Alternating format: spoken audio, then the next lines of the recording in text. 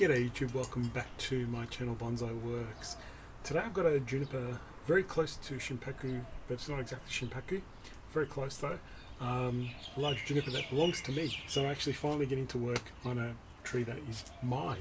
I've been waiting to work on this tree for a while, trying to get inspiration, trying to figure out what I'm going to do with the tree. It's a very old juniper.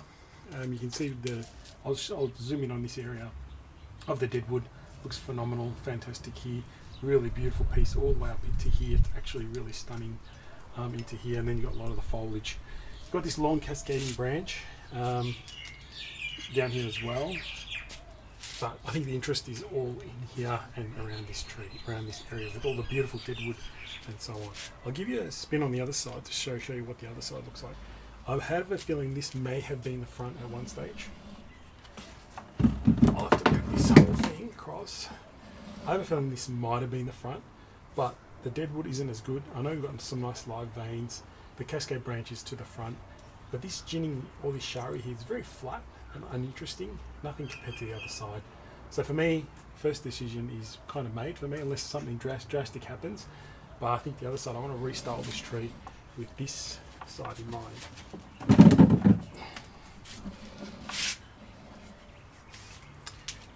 So I really want to focus on this area because of this magnificent, all this magnificent area here. You've got the live veins coming up, you can see them coming out of the tree. You can actually see quite nicely how it all comes in. This is beautiful and this is beautiful. So you can see it's not going to be a tanuki, it's actually a real life deadwood with live veins coming up, live veins in here. Looks really good, good balance. Okay, first things first though, what do I do normally with trees like this? You've got to clean the deadwood and clean the live veins and find all that first before you even start to restyle and style the tree. So I'm going to go away and start to clean this. All I do is use wood and a toothbrush for starters, then I use a wire brush just to clean up all the dead wood and so on. And then I want to try and seal all this again. Use some, I think it's starting to rot a little bit, so I want to use just get some lime sulfur on it, get it really looking nice and clean before I do any work on the actual tree itself.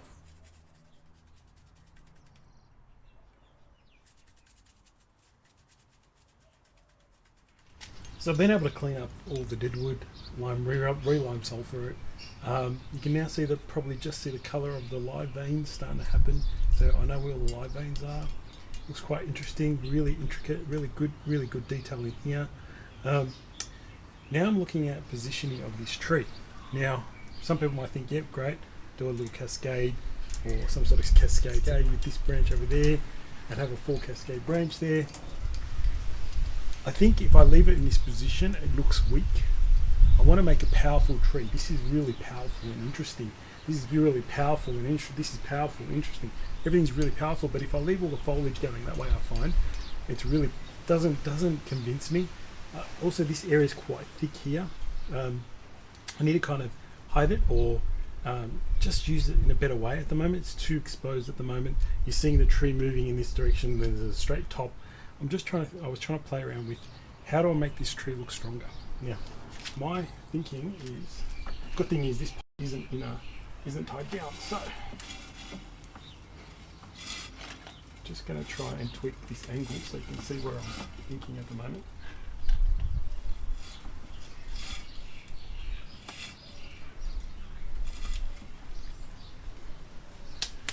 Now I've got to come back and look at the camera with you guys. So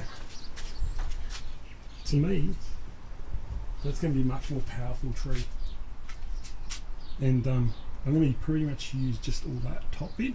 I'm pretty confident I'm not going to keep that cascade part. But now I've got a much more powerful tree, upright, you know, low-hanging branches, bring them down, smaller tree, shorter.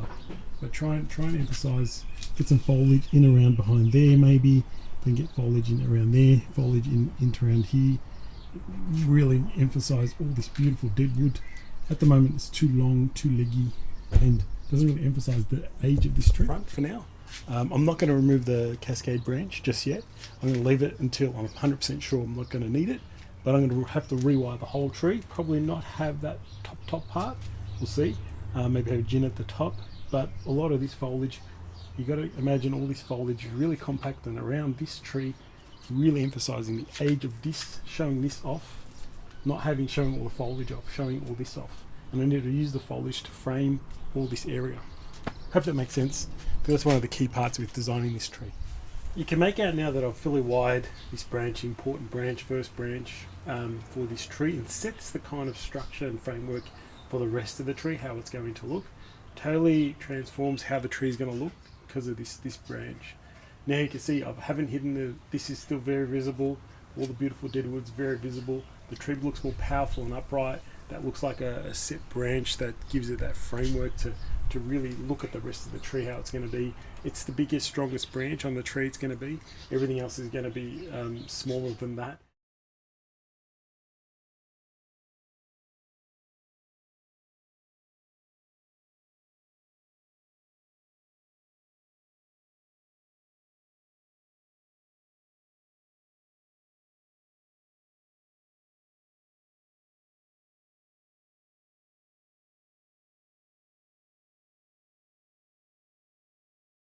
So you can see now the tree's starting to take shape.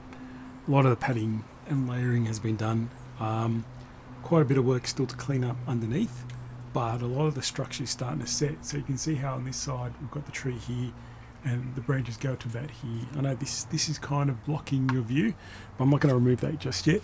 We'll have a look at if that can fit into the design later, but you can see I've wired up until here, all the way here, all the way here. So now I've got this bit, the top bit to do. What am I going to do up here, and how am I going to use the branches? I've still got a few branches I need to wire down to keep filling all these gaps. I'm getting shorter up here. Still need a bit of work in here. Create some padding, and then it's a matter of where do I finish on this tree. It's a bit too tall still, so we'll see what I end up doing with the top, and I'll make sure get the best out of the tree. But all in all, it's really starting to have a really nice structure. So one tip that I'll give you, especially if you're new to bonsai, so I've wired this branch here, I'm going to set it in position. But one of the ways I wire is I always apply the heaviest gauge first, and I apply that gauge to everything on that branch. So focus on just the one branch you're wiring. So I'm just wiring this branch. I'll put the heavy gauge wire I needed to here to anchor this main branch and another branch in the back somewhere. But then it's now wiring the secondary branches all up with the same next gauge of wire down. So I wire that branch, that branch, that branch, that branch with the same gauge wire.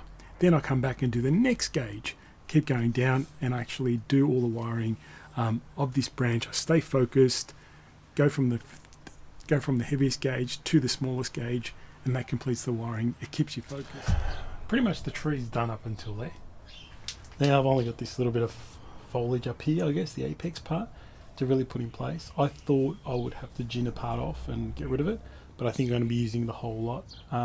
Obviously reducing everything down quite a little bit as well, but you can see how it's all forming quite nicely.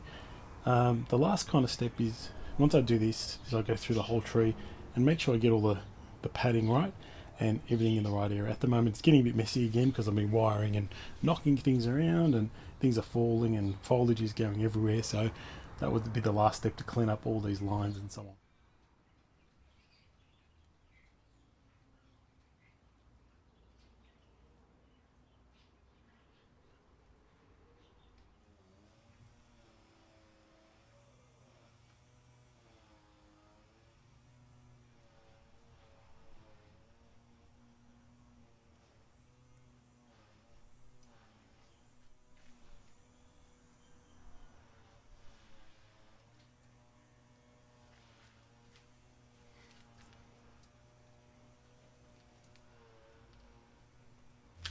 Here's the finished tree in terms of wiring the top and my vision for it, and pretty much came out exactly how I liked it. This is really now a nice feature of the tree. You can see the strength of the tree, the power of the tree now. You can see I haven't cut off that cascade branch, so you might think, what am I going to, why didn't I cut it off if I knew I wasn't going to use it? You just never know. Sometimes it could be used in the display or could not. Now let me cover that with a towel and show you what it looks like without it. Now that I've covered that branch, you can see what I'm talking about, hopefully.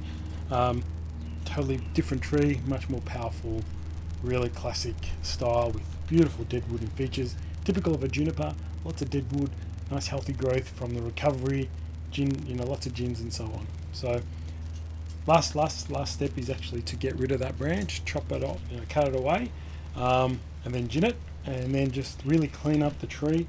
I want to try and find something a bit bigger of a pot, or cover somehow this bit for now, because I really like the angle. I don't want to change it now. I want to try and keep it in that angle.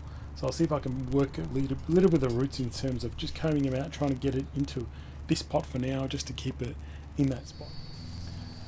Sorry guys, I missed, I thought I recorded, but I missed taping it, but I removed, I don't know what happened. Pressed the button, but it didn't work. Okay, sometimes these things happen. I didn't check properly, but you can see that I've ginned off this branch, has cut off the live bits and started to gin it. I did a bit of a breakaway on the gins here, just to make them a bit more natural, trying to look like these naturally broken off versions. So I tried to do a bit of breaking, and now I'm just cleaning up all the bark, all the cambium layer off. So I'll make my way up the tree and clean that all up. So everyone, here's the final design, final tree. Just got to let it recover now, keep it well watered, healthy, fed, etc. Just keep it going, see what happens to the branches. Some you could get a bit of dieback here and there, but just look out for it. But pretty much everything's done on this tree. Totally different tree to what it started as. You see now the more power of this tree, I think. You would notice now it's a bit of a mound up here, mounded up just slightly, because I put it on the angle and then cleaned a little bit, just combed the roots out a little bit, combed the roots down a little bit, and put my pine bark organic over the top, just to try and keep that area moist, because the roots are a little exposed for now. But I'm just going to keep it well watered, keep looking after it, and hopefully have a new pot for it in the next season. And hopefully maybe a year or two away it'll be in the exhibition at the club. So, you know, really good tree, really happy with the result. It's pretty much close to Shimpaku foliage as you can get without being Shimpaku, so really happy with this. Yeah, I hope you guys enjoyed the video, and hope you guys saw the transformation and why I chose to turn the tree back up, make a more upright tree, to really emphasize the beauty of the deadwood and the power of the tree. Thanks for watching. See you next time.